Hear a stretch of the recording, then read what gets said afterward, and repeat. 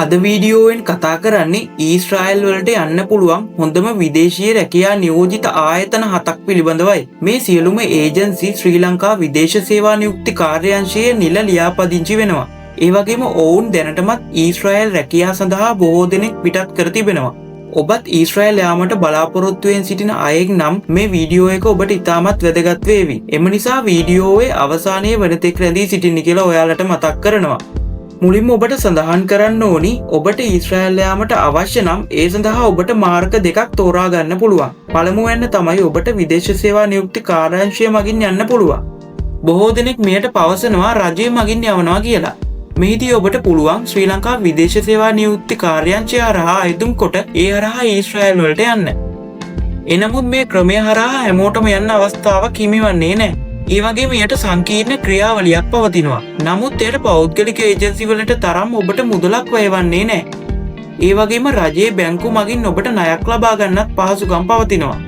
දෙවැනි ක්‍රමය තමයි ඔබට පුළුවන් ශ්‍රී ලංකා විදේශ සේවා නියුක්ති කාර්යාංශයේ යටතේ ලියාපදිංචි කළ රැකියා නියෝජිත ආයතන හරහා ඔබට පෞද්ගලිකව අයදුම් කොට යන්න පුළුවන්. ඒ අනුව ඊශ්‍රායල් රැකියා සඳහා යවන පෞද්ගලික ඒජන්සි 7ක් පිළිබඳව මම ඔබව දැනුවත් කරනවා. ඊශ්‍රායල් යැවීම සඳහා තවත් බොහෝ ඒජන්සි තිබුණත් ඇත්තටම රැකියා සඳහා පිටත් කරපු ඒජන්සි තිබෙන්නේ සීමිත ප්‍රමාණයක් පමණයි. ඒ අතරින් තෝරාගත් කීපයක් තමයි මම ඔබට දක්වන්නේ. අංක 1 මිරකල් මෑන් පවර් ඒජන්සි. ඇත්තටම වර්තමානයේදී ඊශ්‍රායලයේ රැකියා සඳහා පිටත් කරපු විස්තර සොයලා බැලුවොත් මේ මිරකල් මෑන් පවර් කියන ඒජන්සියෙන් අතීතයේ සිටම ඊශ්‍රායල් රැකියා සඳහා බොහෝ දෙනෙක් පිටත් වෙලා තියෙනවා.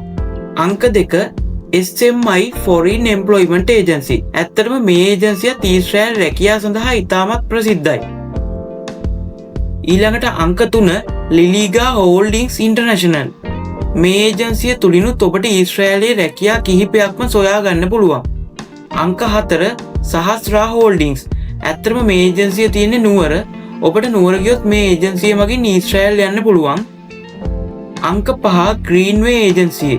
මේ ග්‍රීන්වේ ඒජන්සිය තුලින් කුෂිකාර්මික ක්ෂේත්‍රය සම්බන්ධව ඊශ්‍රායල් රැකියා බොහෝමයක් ලැබී තිබෙන බව පෙනී යනවා. ඒ වගේම මේ මගින් ගොඩක් දෙනෙක් පිටත් වෙලා තියෙනවා.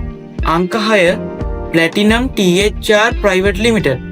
ඇත්තටම වර්තමානයේ දත්ත සොයලා බැලුවොත් මේ ඒජන්සිය තුලිනුත් බොහෝ දෙනෙක් ඊශ්‍රායල් රැකියා සඳහා පිටත්ව ගොස් තිබෙනවා. අංක 7 වෙනියට Global Recommended Recruiter. මේ ඒජන්සිය තුලිනුත් ඊශ්‍රායලයේ විවිධ රැකියා කාණ්ඩවලට පිරිස් පිටත් වෙලා තියෙනවා කියලා මට දැක ගන්න පුළුවන් වුණා. එම නිසා මේ ඒජන්සිය තුලිනුත් ඔබට ඊශ්‍රායල් යාමට තෝරා ගන්න පුළුවන්. මම ඉහතින් සඳහන් කරපු ඒජන්සි තුලින් ඔබට පෞද්ගලිකව අයදුම් කොට ඊශ්‍රායල් රැකියා සඳහා පිටත් වෙන්න පුළුවන්. නමුත් කියන්න කනගාටුයි නිසි නියාමනයක් නොමැති නිසා ඔබට එයට විශාල මුදලක් වැය වෙනවා. ආසන්න වශයෙන් රුපියල් ලක්ෂ 35ත් 45ත් අතර මුදලක් ඔබට පෞද්ගලික ඒජන්සියකට වියදම් කරන්න වෙනවා. නමුත් ඔබට කෙසේ හෝ එම මුදල් වියදම් කොට ඊශ්‍රායල් රැකියාවක් ලබා ගන්න පුළුවන් නම් එය ඉතාමත් වටිනවා. මොකද වර්තමානයේ තුල ඊශ්‍රායලයේ වැටුප සඳහන් කරොත් ශ්‍රී ලංකාවේ මුදලින් අද පවතින විනිමය අනුපාතය අනුව ලක්ෂ 6ත් ලක්ෂ 12ත් අතර අතිවිශාල මුදලක් වැටුපක් වශයෙන් ලබා ගන්න පුළුවන්. මෙහිදී ඊශ්‍රායලයේ යවන රැකියා කාණ්ඩ සලකා බැලුවොත් ඉදිකිරීම් ක්ෂේත්‍රය, හෝටල් කර්මාන්තය, සාත්තු සේවක, සුපර් මාකට්, කුෂිකර්මාන්තය වැනි අංශවල විවිධ රැකියා අවස්ථා පවතිනවා.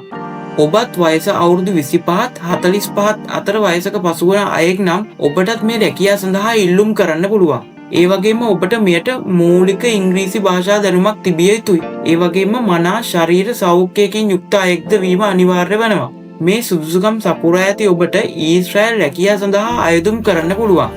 එහිදී ඔබ පෞද්ගලික විදේශ රැකියා නියෝජිත ආයතනයක් තෝරා ගන්නවාද එසේ නැතහොත් රජය මගින් යාමට උත්සාහ කරනවාද කියලා ඔබට තීරණය කරන්න පුළුවන්.